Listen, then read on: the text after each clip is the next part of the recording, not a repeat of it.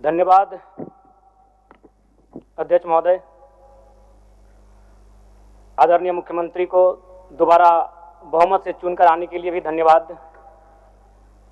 माननीय वित्त मंत्री के द्वारा अनुपूरक बजट, द्वितीय अनुपूरक बजट जो 4,833 करोड़ 39 लाख लाया गया है, जबकि यही सरकार ठीक कुछ दिन पूर्व प्रथम अनुपूरक बजट, माफ कीजिएगा, प्रथम अनुपूरक बजट 4,833 करोड़ 39 लाख का लाया गया था, और आज पुनः द्वितीय अनुपूरक बजट जो कि 11,697 करोड़ 45 लाख की राशि लेकर आए हैं। तो महोदय, जब पूर्व में हमारे पास जो निर्धारित राशि होती है और उन राशि को अगर हम खर्च नहीं कर पाते हैं, तो फिर ऐसे बजट का एक दिशा का होना और राज्य की दिशा का अलग होना, कहीं ना कहीं चरितार्थ को हम लोग उदाहरण के रूप में प्रस्तुत करते हैं। महोदय, बजट की सार्थकता तभी आम व्यक्ति को समझ में आएगी जब एक गांव का सबसे गरीब व्यक्ति, गंगवा की पत्नी गंगिया, अपनी गठरी में बाजार के बजट को रख पाएगी।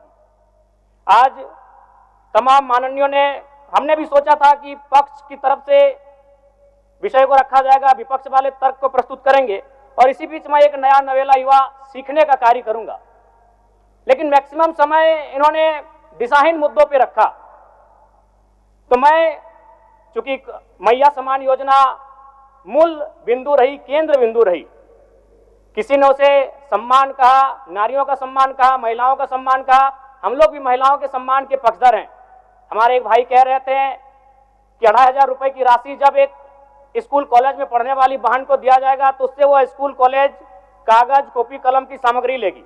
मैं कहना चाहूंगा, अगर आप उसे स्कूल कॉलेज जाने से पहले अगर 2,500 रुपए देंगे तो उसे आप निकम्मा और आलसी बनाएंगे।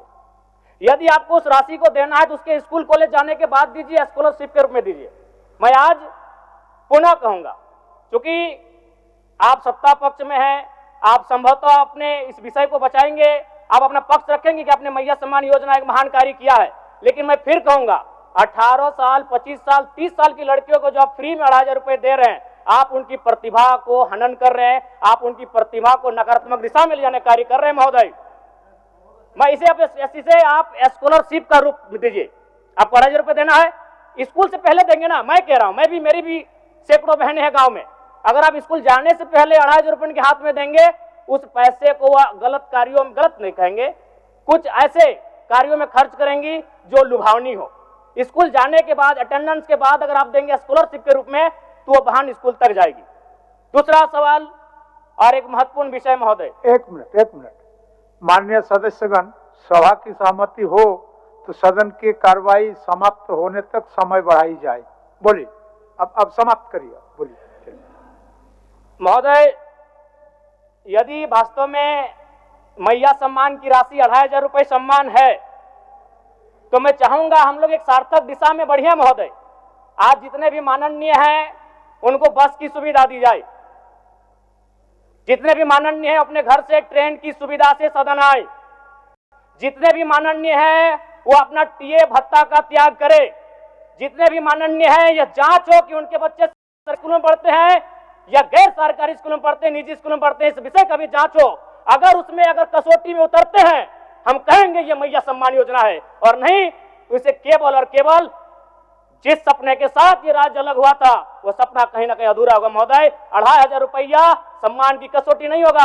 सम्मान तभी होता है जब समानता से आता है, समानता है तभी सम्मान है। अगर समानता नहीं है महोदय, तो किस सम्मान की आप बात करते हैं? महोदय, मैं पुनः इस चीज कहना चाहूंगा। महोदय, 30 सेकंड 45 सेकंड का समय चाहूंगा।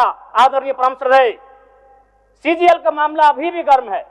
यदि सरकार को लग रहा है वो सच्चे हैं, तो सांच को आंच क्या करा लीजिए जांच, सांच को आंच क्या करा लीजिए जांच। और अब कब तक बहाना दीजिएगा कि ये विपक्ष की साजिश है?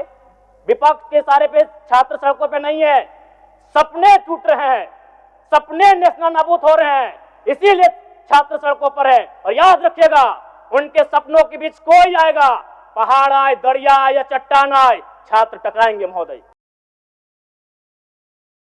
तो सच को आंच क्या कराइए जांच। सीजीएल